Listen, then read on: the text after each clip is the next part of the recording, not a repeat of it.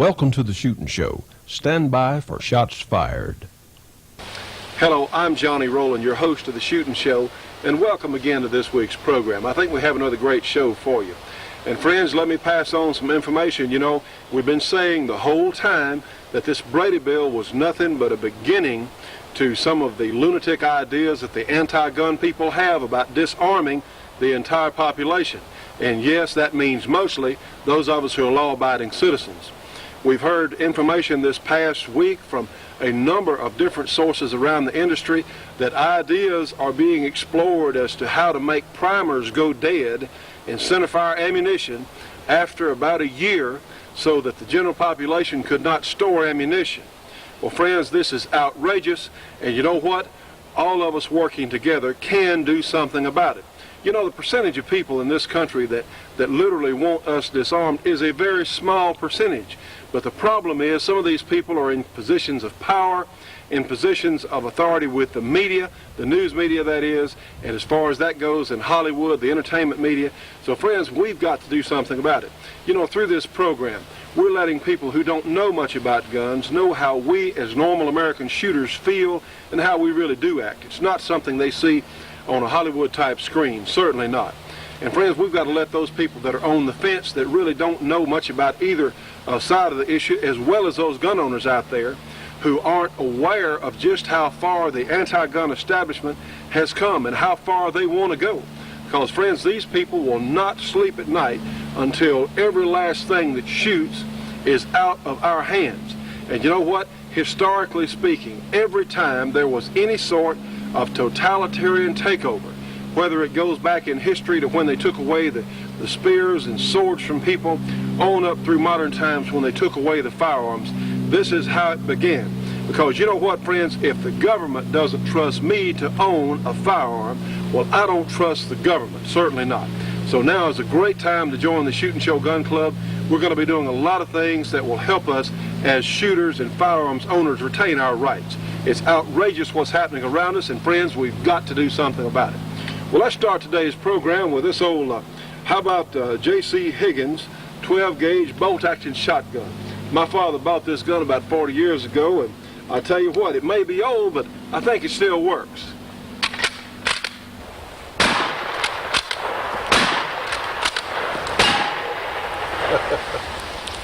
Yep.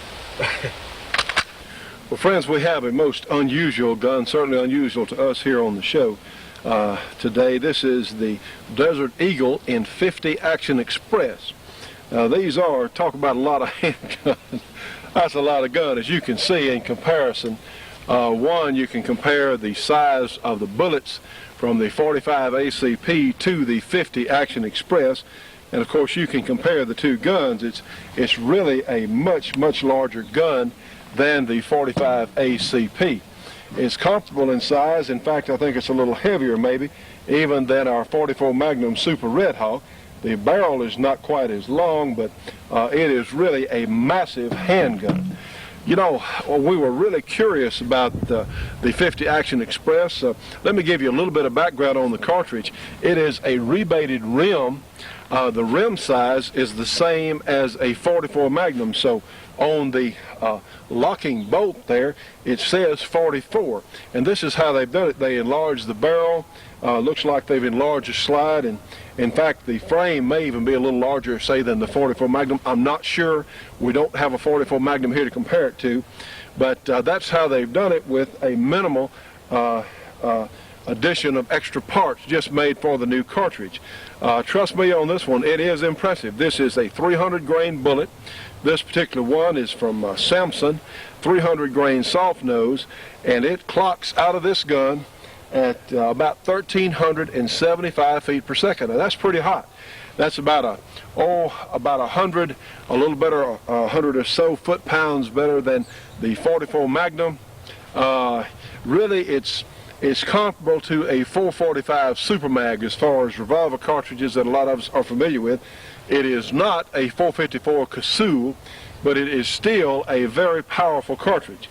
And it says 50 caliber. Actually, it's not quite 50. It's actually 49 or so caliber, because I think there's another one of those regulations that they had to be aware of in making a 50 caliber handgun. So it is an extremely well-made piece of equipment. It is gas operated rather than recoil operated, like on the Colt. The Colt, the barrel and slide are locked together, and that's how it works under recoil.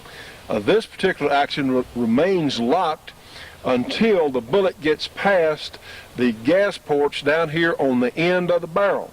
And of course what happens is then the gas under extremely high pressure pushes the slide back to the rear.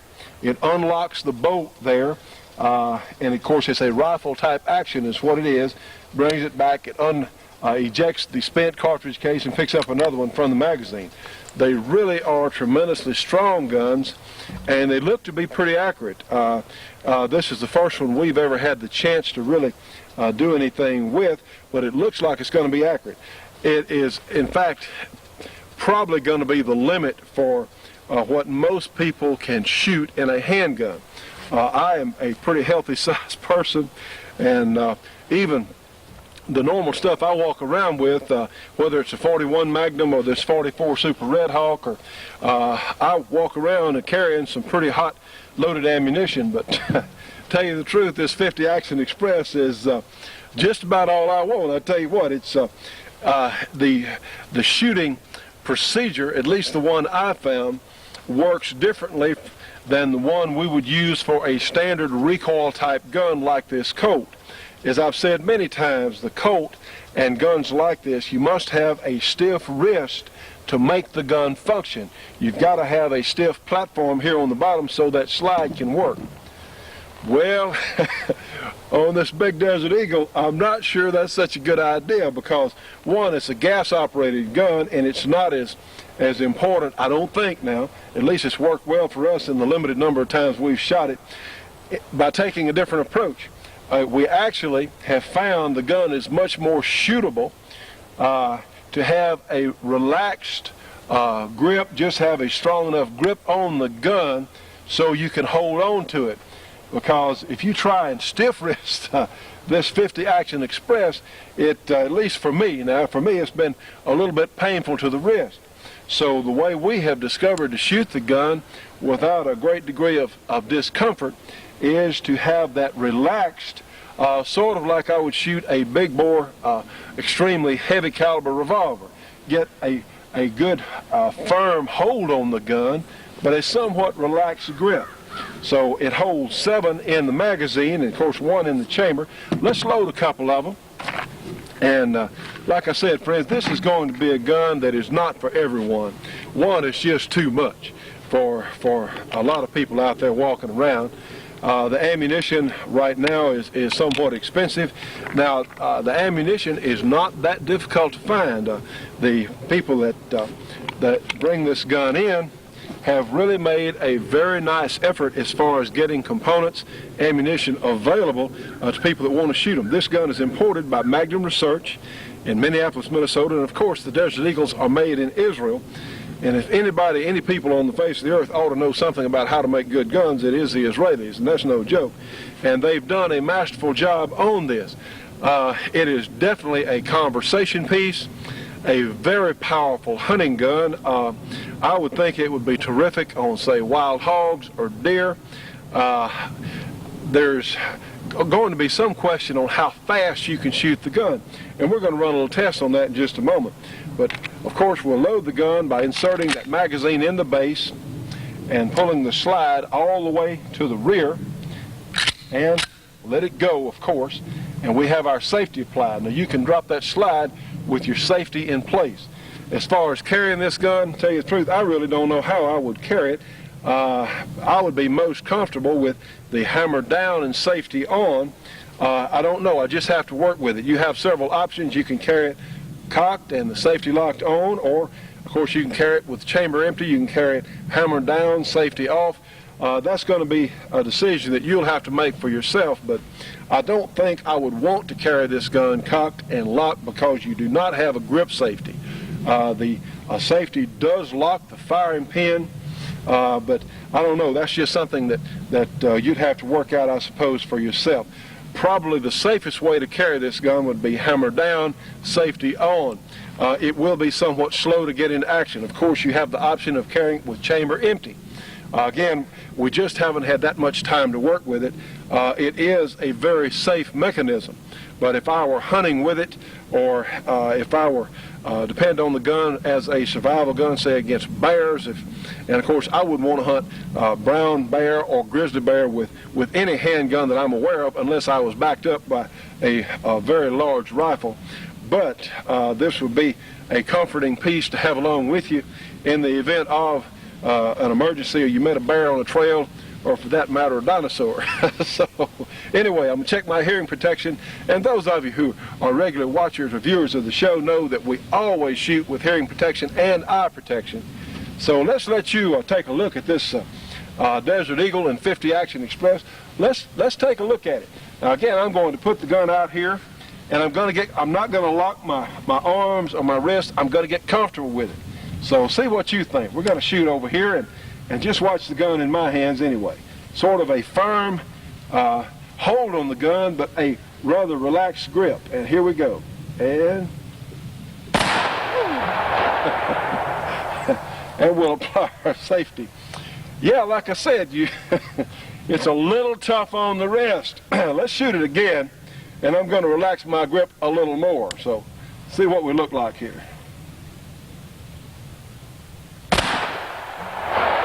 So anyway, and of course our slide is locked open here, but needless to say, I think you can tell or get an idea of the horsepower that this gun has. It is really spectacular. Hi, I'm Bob Brown, Vietnam veteran and publisher of Soldier of Fortune magazine, described by some as the most politically incorrect magazine in the United States.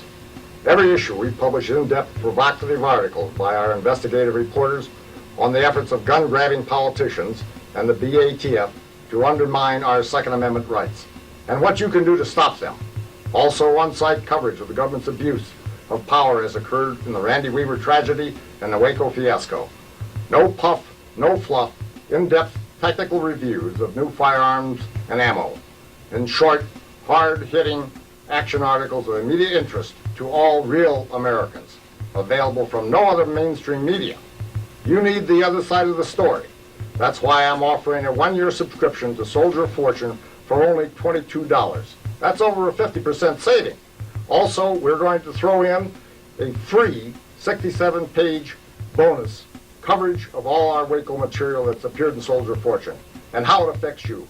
Call our 1-800 number now. And friends, you can call our Shootin' Show 800 number. That's 1-800-895-7916.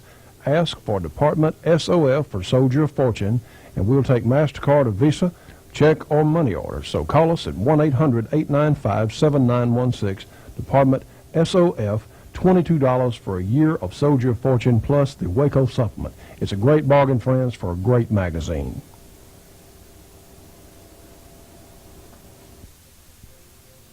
The Shootin' Show will be right back after this break for your local cable company or TV station.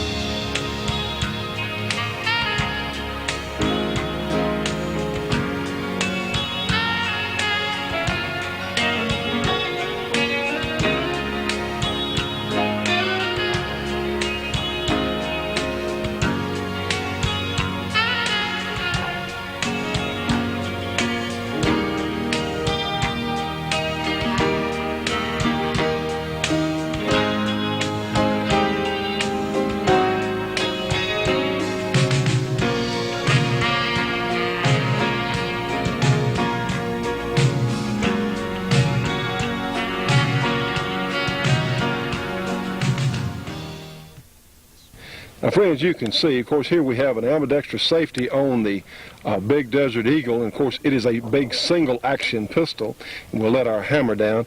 You have fixed sights. Now, this one does have a provision for a scope mount. I'll tell you what, it's going to have to be a pretty darn good scope with the recoil this thing's got.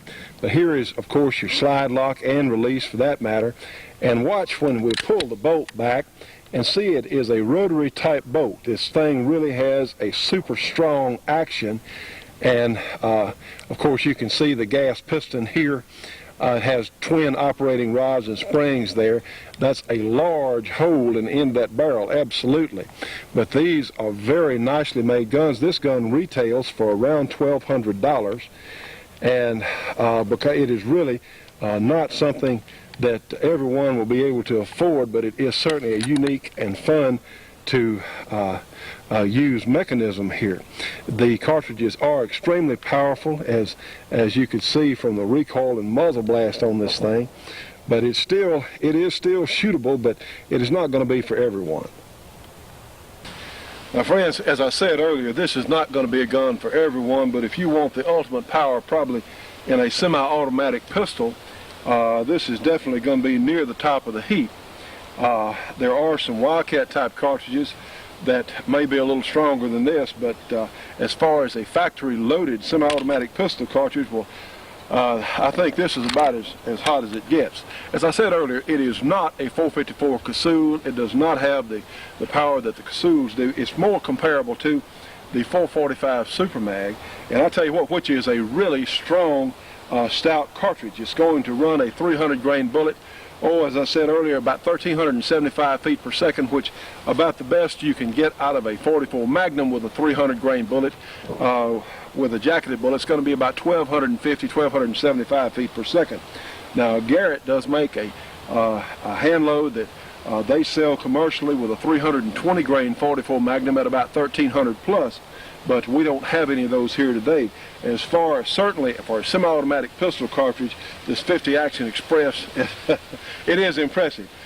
You're going to have to, if you do get one of these guns, you're going to have to work with it and find what the best combination of grip and the degree that you want to lock that wrist. Certainly it has to be enough of a platform here for the gun to work, but as I said earlier, I don't think it's going to be as critical because it is a gas-operated action.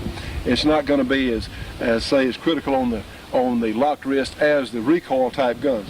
Well, let's shoot the gun out here at 15 yards, and we haven't bench rested this gun mainly because it kicks so much. I tell you the truth, just be honest with it. Look, it's about all I can deal with. I tell you, it's the recoil is in fact that strong. It is shootable. Of course, you see me shooting it right now, but it's going to be at the limits of most people. We've got our target here at 15 yards. Let's see what it'll do offhand. We'll reload it, pull that slide all the way back and let it go. Now then, aim at our bullseye and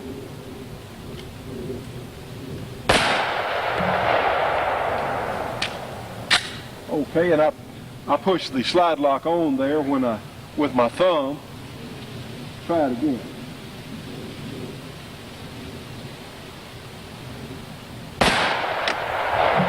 Woo!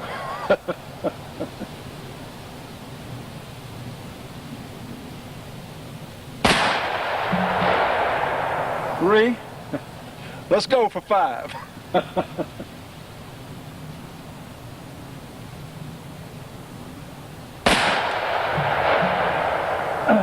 Yeah, I believe I got one more left in my arm anyway.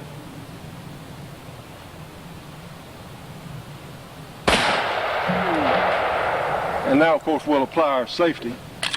We have one left in the barrel. A lot of guns, friends. Let's take a look at our target and see what it did. Now, friends, of course, just shooting offhand, that's put 5 shots in 2 inches at 15 yards, which is pretty good, I guess.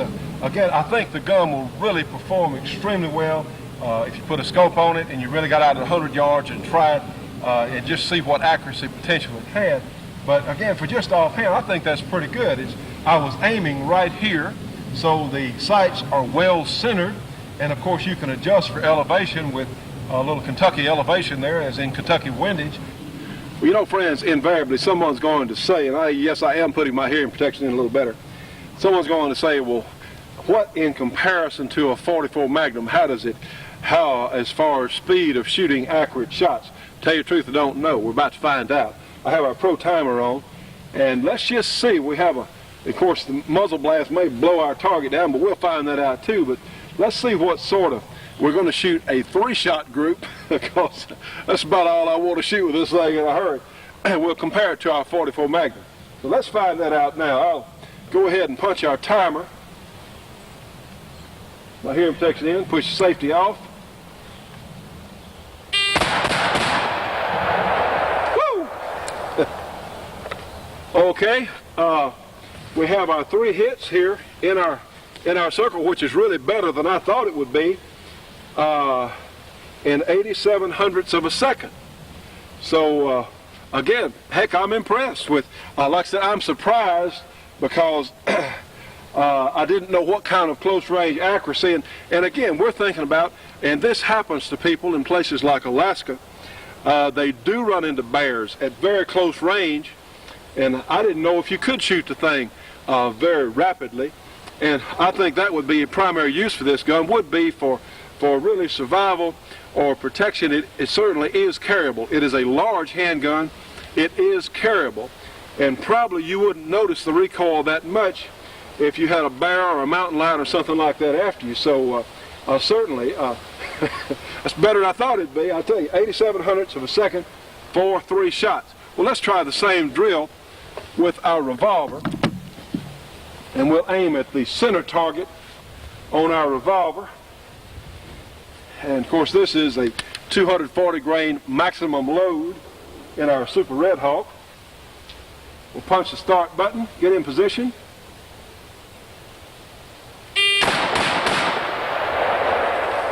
Well, 96 hundredths of a second. So actually, the Desert Eagle was a little bit faster than I was with the double action revolver. I'm surprised. Now my grip is a little better with the revolver, not that much better. Again, surprising performance from this, would you call this the King Kong of semi-automatics? Maybe so. Very nicely done. You are going to have to be a dedicated shooter to learn how to shoot and handle one of these guns real well. But if you have an extra $1,200 and you want the most powerful semi-automatic cartridge and a heck of a nice gun, in fact, the Desert Eagle, you might take a look at this one. Did you ever try to throw an axe, throw a tomahawk, or throw a knife? Well, now you can with AccuBlade's free video on the art of throwing weapons, free with any axe, tomahawk, or knife order. All AccuBlade products are made by hand in the USA. Please allow 4 to 6 weeks delivery. And friends, you know, those of us that like the outdoors, this could be a great sport for us to learn, throwing an axe, a tomahawk, or a knife. Now, you can get these. You can send $34.95 plus $5 shipping and handling, or $84.95 plus $7 shipping and handling for all 3. Send check or money order to AccuBlade, Box 206, Lockport, Illinois. That zip code is 60441. And for the month of January now, if you saw it on the Shootin' Show and tell them so in the letter, well, you don't have to pay the shipping and handling charges. So again, AccuBlade, I think it'll be a lot of fun. Now, friends, you know, we've had a lot of requests since we showed our bluing portion on the program here recently to show that again, because so many of us out there have blued firearms that we'd like to touch up or, in fact, re-blue.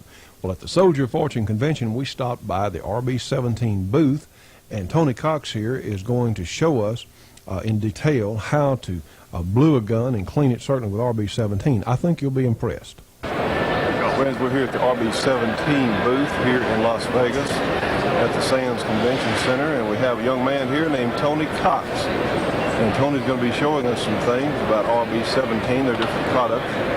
So, Tony, we're certainly glad to see you here today, sir. So just show us what you want to, show us what you're going to do. Here we go. Okay, normally there, of course, a lot of people hopefully come up here, and what we're going to do is demonstrate bluing, floor cleaning, rust removal, just a little bit of everything here. In the kits or individual, it's whatever one wants or whatever they don't want. Now, a quick rundown. RB17, this up here. As our viewers are very familiar with. RB17, that is an exterior cleaner. That's a rust remover. It dissolves rust. Won't hurt blue, just red rust. Deep, kind of like navel jelly, but it won't hurt the blue or your hands. Also, in the bore, plans and grooves, your rifling, 7 minutes. That's lead or copper filing. That's one heck of a product. Really works. There's your bluer, gun oil, bluing remover, and a wood product for stocks. It's kind of a little bit of this and a little bit of that. On your blue, basically what it does. All right, let me ease in and get a shot of that. Now, show me the unblued side, Now we'll go to the blued and then side. go to the blued side. Most impressive. Now, or you can do this sort of thing here, where you have a little holster wear, a little problem. I don't care where your problem is. This is common, as you're aware. There you go. That looks real pretty. This is your professional stuff, folks. It's on a lot of guns in this building here. You don't know that, but it's primarily what they use. Now, in order to show you the bluing, it's going to take about 2 minutes, and we're going to do that right now. And I'm going to show you on raw metals, so you can see the contrast, and we'll talk about repairs as we go also, so you'll know everything. What I want you to do first, and it is in the instructions, is I want you to get a hair dryer or whatever and warm the metal up a little bit. Not hot, just warm to the touch. You tend to use a little bit less blue. Now, 4/0 steel wool. I use ultra fine 4/0 steel wool. RB17. I'm going to use 3 bottles to do the bluing. This is an older bottle. It's the same stuff. What I'm going to do. I'll hold it just one Now, second. there's no acids, there's no phosphates, there's no petroleum in this. It's a non-toxic gel. You can get it under your hands. Everything here you get on your hands. Hurts nothing. We're going to foam it. Now, I'm going to do a little more here so you can see it on film. I'm going to foam up the RB. About 15, maybe 20 seconds. Easy pressure. Foam is the key. And by the way, this RB17, this product here will not hurt bluing, or nickel, or stainless, or Parker, or Damascus, or matte finisher, whatever it is. It's a cleaner. Just a cleaner. There's your bluing remover. That's another story. Now, you do make a little mess. I always recommend a suit and tie is optional. I always have a little rag there, wipe the big pieces. Now, at home, I want you to leave this mess pushing a minute. Now, here at the show, I'm going to hurry everything up. I'll use more blue than you will. You'll get the picture. After about a minute, when you wipe her down, this is where it gets interesting. RB17 as a cleaner is a degreaser, it's a de-oiler, it's a de-ruster like I mentioned, but more importantly, without attacking blue. This stuff, once again, will not hurt blue or any surface. Works very similar to naval jelly, similar in that it gets down inside the pores of the metal. Now this will attack, dissolve, and lift impurities, red rust, whatever's down there, leaving open pores, but it won't hurt your blue. And that's the key. Now at this stage in the game, put a little oil on it, dry it, store it, you cleaned your gun. Nothing more. If you're going to blue something, you want to do that exercise twice. Do it again. Here at the show, I'm going to forego that, go right for the blue, show you how it works. You'll notice the larger bottle I have here at the show, but of course I'm here all weekend long. The well-known magic paper works just fine. And we're going to blue a little area where I clean. And we just put a little on there. Now what's interesting here is that you control this thing. It's subtle. A little darker until somewhere between 4 and 9 applications you're going to recreate your gun, do some repairs, whatever it is that you intend to do. At home, like the cleaner, I want you to slow it down and allow pushing a minute between applications of blue. It'll last longer. Go for the little tips as we go. And here at the show, like I mentioned, I'm going to hurry it up for you. Put it 2. A little darker. Or in theory, we could have been doing the whole thing. Now, the reason it works, there's a reason for things. The reason I make such a big fuss over the cleaner, the RB17, is because what you want to do with that blue is you want to basically get it in the metal, not on the metal. You don't want to paint the darn thing, you want to blue it. Right. Consequently, once we get done with this thing, it won't chip, it won't crack, it won't peel, it won't come off. No smell, no streaking, just do it. Wash up afterwards. It's really pretty simple. Let's go to 3. A little darker. Well, that really does look nice. Repairs. Here's where you go to school, so to speak. You got a problem. It's here, it's there, it's wherever. This again, once again, is common. We're going to show you how to fix something along those lines there. What do? RB17, the 4/0 steel wool. Remember the foam? Just clean up the whole side. And the reason I say clean up the whole side with the RB17, again, it won't hurt anything, but so you don't drag any oil or impurities in there when you're bluing. In other words, you clean it up, leave it a minute, wipe her down. So you're in this thing about 2 minutes because you do it twice. Take your blue. Start about maybe about the 8. Overlap feather. Get it on the good blue, no problem. 1. About a minute later, again, slow it down. We're going to do it again. Overlap, and so on. Now, what's going to happen here? Like I mentioned, somewhere between 4 and 9 applications where you have good glue, it won't take on good glue. The spore's already filled. It just dissipates, so it's easy to use. Get a little sloppy. Blend and match, feather it in, and where you have your problem area, it'll simply get darker and darker and darker until, and we saw that a little bit earlier, Right. and it really does this. That's great. Now, a couple rules. Backside, your instructions will tell you that after every third application, kind of 3, 6, 9, if you're going that far, we're going to take a little dry 4/0 steel wool. It's ultra fine. Remember the wet to scrub it up. This is dry. And we're going to just buff it real light. That's it. Why? As you penetrate at least garbage, crap, impurities on top, we just remove the impurities that quick. This will allow us to go a smidge deeper and help bring up the luster. I'll show you. The Shootin' Show will continue after this break for your local cable company or TV station.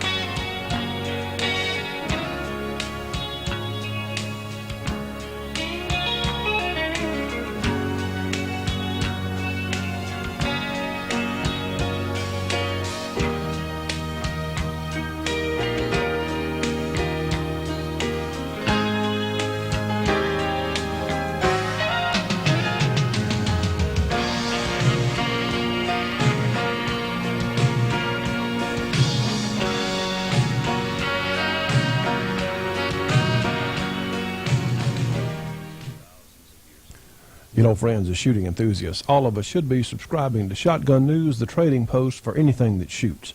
3 big issues monthly with literally thousands and thousands of firearms bargains. Shotgun News, Post Office Box 669, Hastings, Nebraska. That zip is 68902. The phone number, area 402-463-4589. For MasterCard or Visa subscriptions only now, call them at 1-800-345-6923. Friends, you know, we're always trying to show you something that's really neat, and products for guns, certainly. We have a couple here from a manufacturer who's been around for a number of years, and really their reputation is proven as far as the quality of their products. This is a revolver speed loader from HKS, and also a magazine speed loader, which is a new product from HKS. And we had featured one of these on our program a while back and really had a tremendous response, so we're going to show it to you again. Now, a lot of you may be familiar already with how the revolver speed loaders work. The HKS models are made of a very strong and durable plastic with something that looks like an aluminum piece here, a knurled knob, and that is, of course, the mechanical part there that holds the cartridges in the speed loader. And all you have to do, you just put the cartridges in, and these are so handy because if you're going to shoot a revolver and you might need a rapid reload, the speed loaders are so important, and especially the quality of your speed load. You just drop the cartridges in and then turn the knob, and see, they can't fall out. They're very, very solid and stable. They make a number of different speed loaders for all sorts of guns, from an H&R 9-shot to the Smith & Wesson Model 29, and this particular one is for my personal carry gun, this Smith & Wesson Model 657, and all you have to do is just open the cylinder and line up a couple of the holes there, and just literally just drop it in place and twist the knob, and of course your gun is instantly loaded. The HKS products are extremely well made. As I said earlier, they are extremely durable. And one thing that I like in particular about the HKS loaders, you have this real strong, easy to grab or grip knurled knob here. So if you're carrying it in a speed loader pouch, you can grab it and you don't have to worry about the cartridges coming out, and you can get such a good grip on it, good positive firm grip.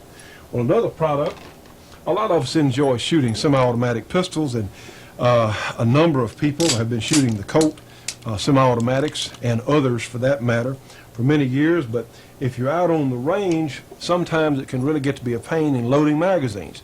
If you're out practicing, you may shoot 50 to 100 to 200 rounds in an afternoon, and it really gets tiresome on your thumb loading the magazine. Well, the folks at HKF have come along with a magazine speed loader, and this is such a neat idea.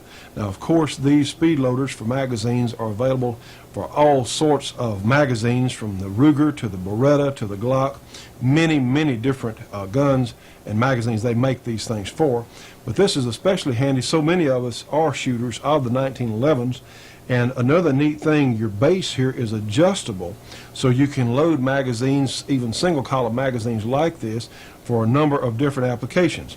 Now, this particular one is for our Colt 45. We also use this same loader for our Smith & Wesson 10mm magazine, which is considerably longer.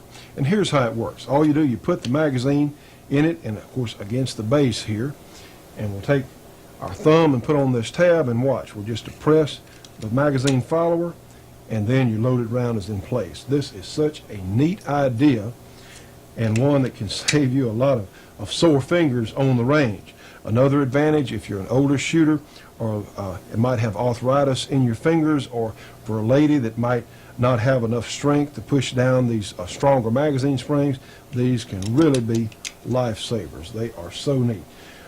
Sometimes magazines will be easy in the first few rounds going in, but when you get to the top, they become pretty difficult to load. Well, this just takes all the difficulty out of it.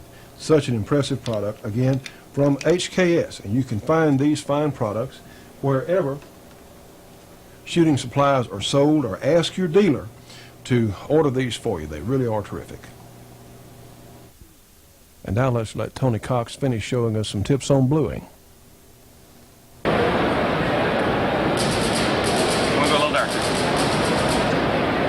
And while that dries quickly, cleaner, bluer, this is RB oil. We're going to need it. We're going to do this one last, and we're almost done. We're getting close. Bluey remover.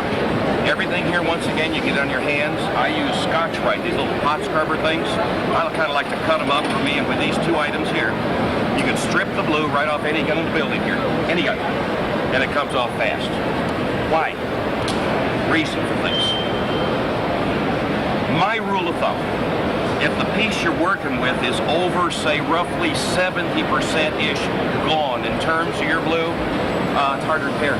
This one's what, maybe 90, 91, 92. This is hideous. The back side of this one here, I stripped it down to raw metal and then redid it. Real pretty. Won't shoot any straighter. Shoot a heck of a lot prettier, though, I suppose. Much better hanging on your wall. You'll notice that, and I don't know if you can catch it on camera, you'll notice when the bluer dries, it tends to haze down a little bit. It's supposed to do that. Your color, when you're getting close, this is where we are right now. Now I'm going to let that dry, haze down again, and I'm going to do one more application quickly. I'm going to show you how to shut it down. There's an end here. It's coming right up. Cleaner, bluer oil, bluing remover we know about. Glass bottle. This is for wood. Welcome to the 90s. Silicone, Teflon, molybdenum, some other properties. Simply put, we'll do in a couple of applications for wood. Valenciano does about 30, 40, whatever. It won't color anything. It's simply a grain enhancer. It's a sealer. It waterproofs, protects against the acid darkening business. You know what I'm talking about. It'll blend little minor scratches in terms of color. Prevents fingerprints of all things. It feels good.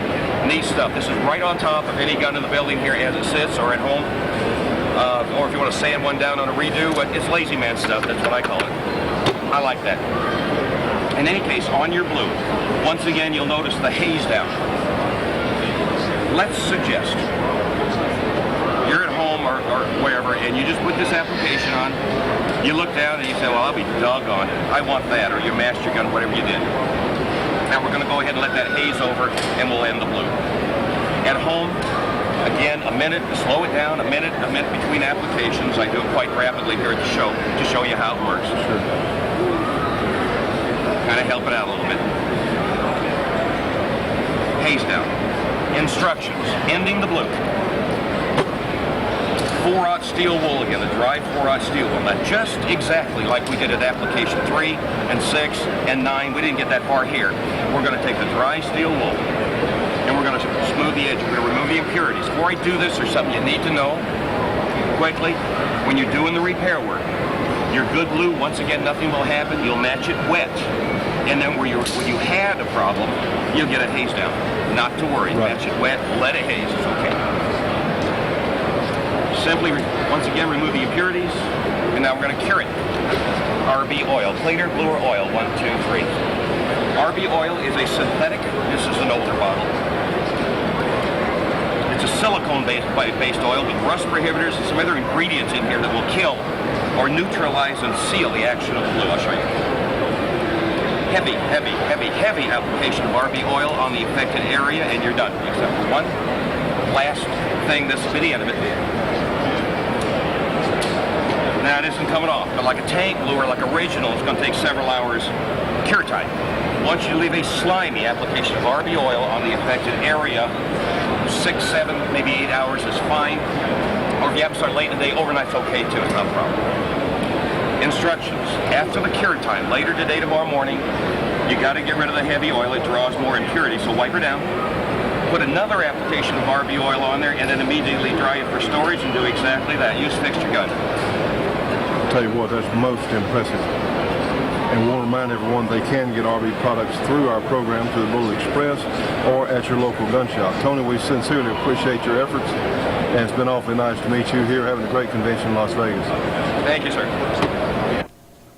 Friends, we certainly hope you're enjoying today's program. Let me remind you of something. This is not an assault rifle. This is a Colt Sporter 223 carbine. It is not an assault rifle. It is being called an assault rifle by a lot of people who don't understand what the term really means. Assault guns, in fact, by definition, fire fully automatic and semi-automatic.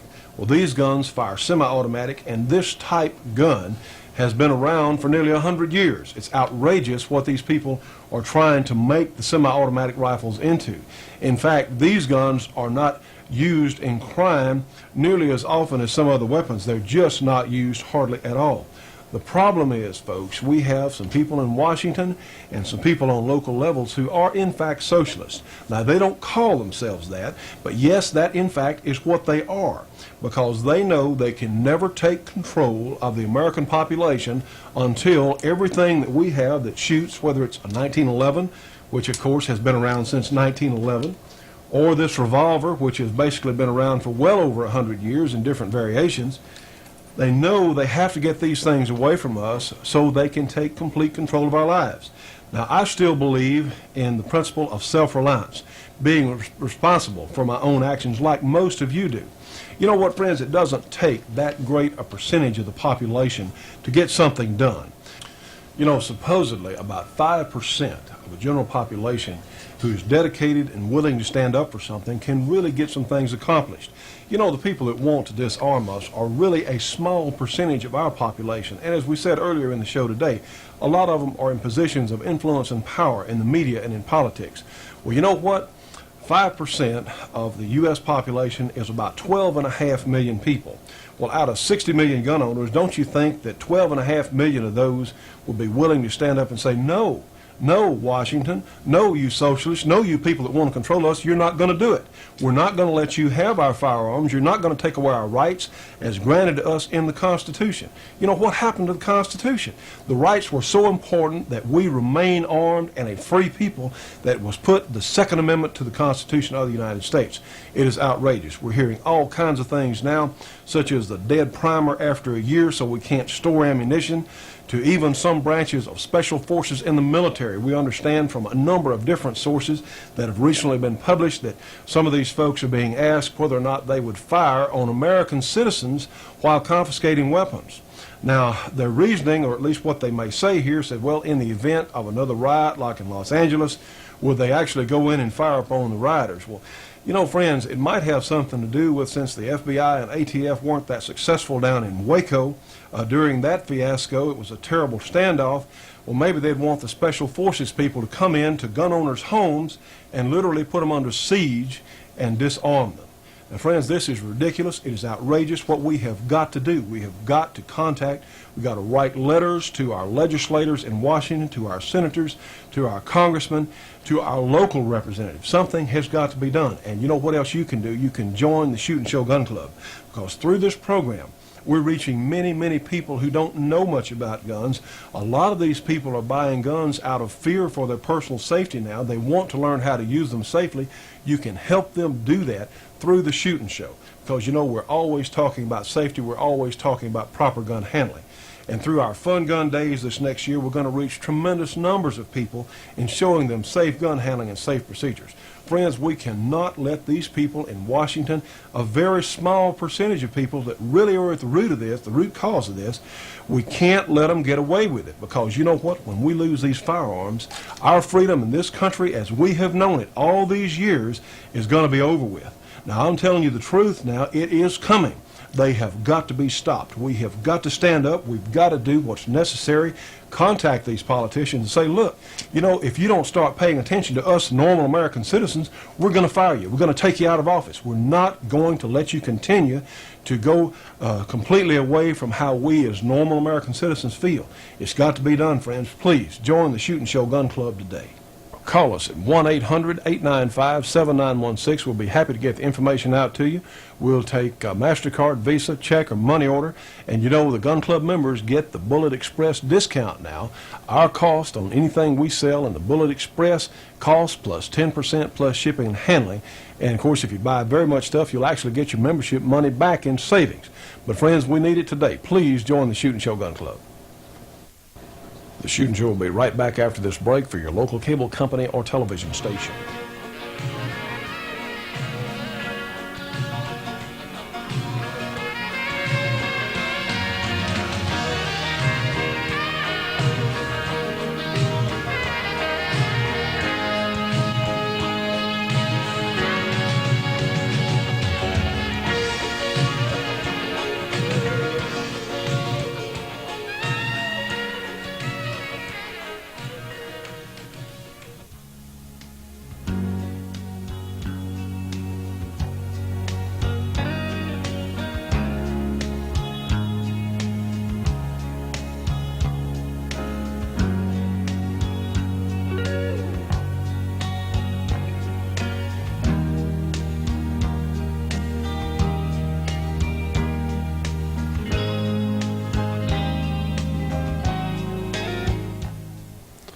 And now, friends, we're going to let Art Alpin, Lieutenant Colonel Art Alpin, retired, in fact, formerly of West Point, where this tape was shot. And for those of you who don't understand why Art's in BDUs and sometimes uses a bayonet for a pointer, this was, in fact, done at West Point when he was there. Of course, now Art has the great A-Square Company, building some of the finest rifles and ammunition in the world. And for information on the A-Square products, call him at area 502-255-7456. So now let's let Art tell us about the Kentucky rifle and the American Revolution.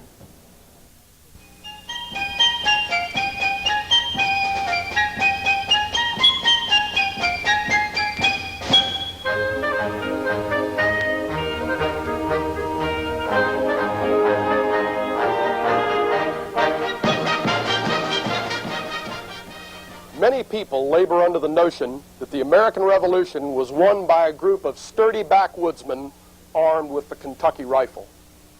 In fact, nothing could be further from the truth.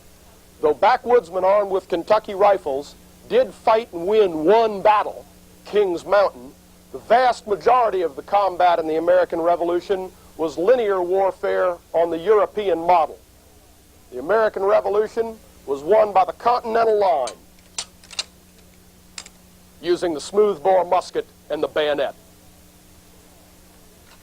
I would like to cover this point from the technical end only.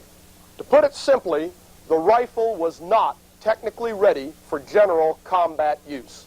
It was, of course, far more accurate than the smoothbore musket, and this accuracy translated into an increase in combat range. But the price paid for this increase was a drastic decrease in volume of fire, plus one or two other disadvantages. A smooth bore is exactly what the name implies. The bore is smooth, much like the interior of an ordinary pipe. But in a rifle, spiral grooves are cut in the bore. It looks something like this. What appears as high spots in the barrel are lands, and the distance from the land on one side to the land on the other side is called the bore diameter. The low areas are the grooves, and the distance from the bottom of the groove on one side to the bottom of the groove on the other side is called groove diameter. The rifle gains its accuracy because the projectile spins in flight. In order to gain this spin, the bullet has to be groove diameter so that the lands can engrave corresponding notches on the side of the bullet and thereby induce this spin as the bullet travels down the barrel. But if you have a muzzle loader, how do you load the bullet from muzzle down to breech?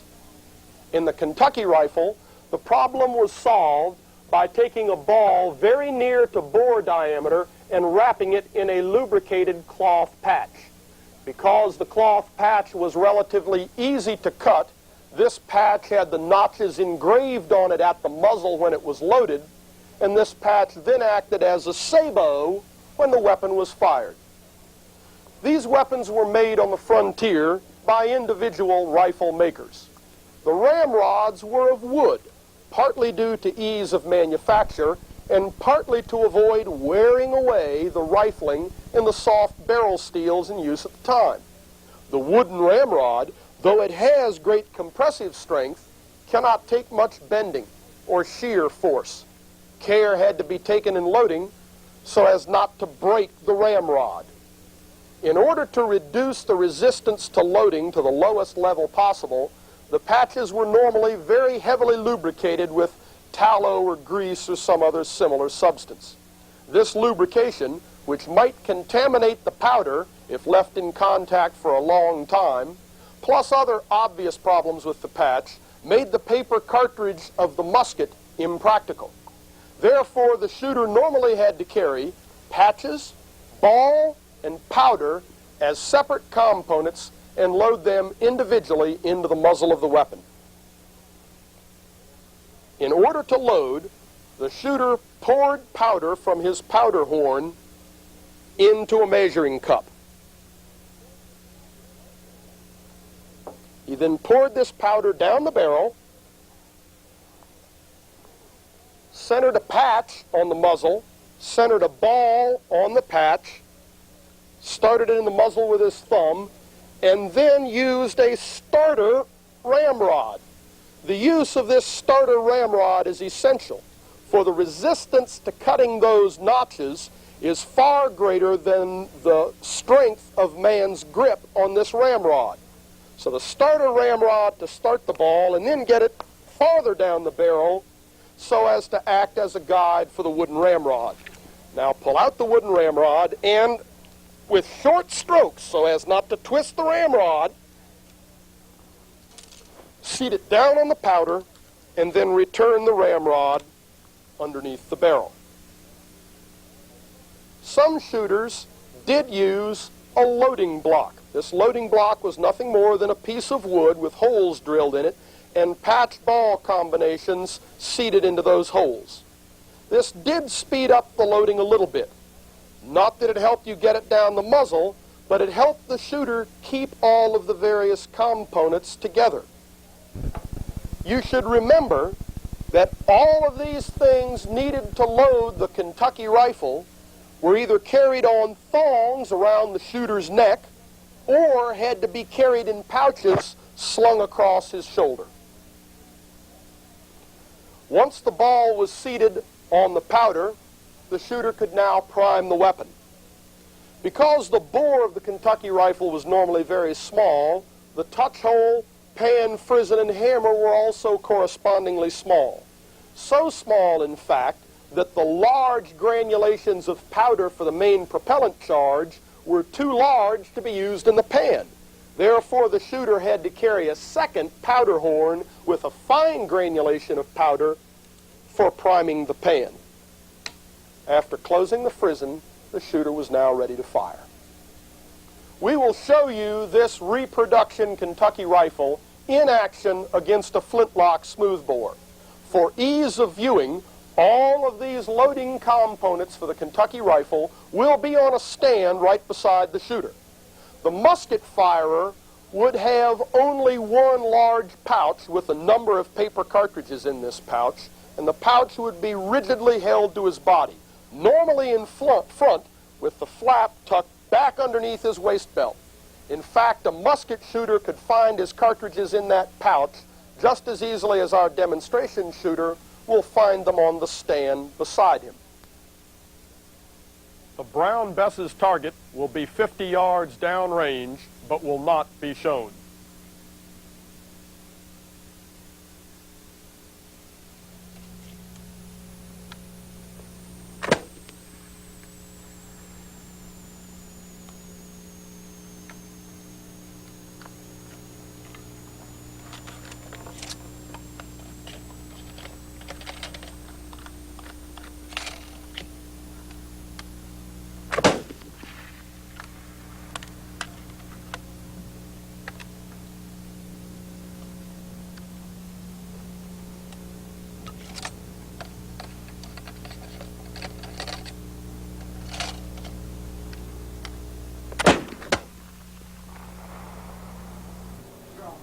And friends, due to time limitations on today's show, we're going to have to let Art finish this piece on the Kentucky Rifle on next week's program.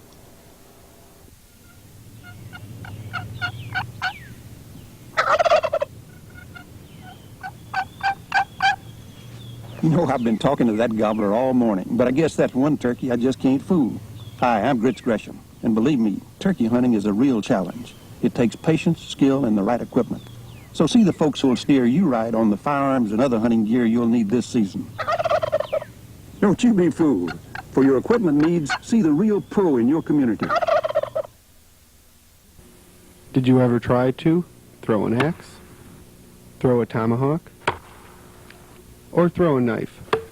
Well, now you can with AccuBlades, free video on the art of throwing weapons, free with any axe, tomahawk, or knife order. All AccuBlade products are made by hand in the USA. Please allow 4 to 6 weeks delivery.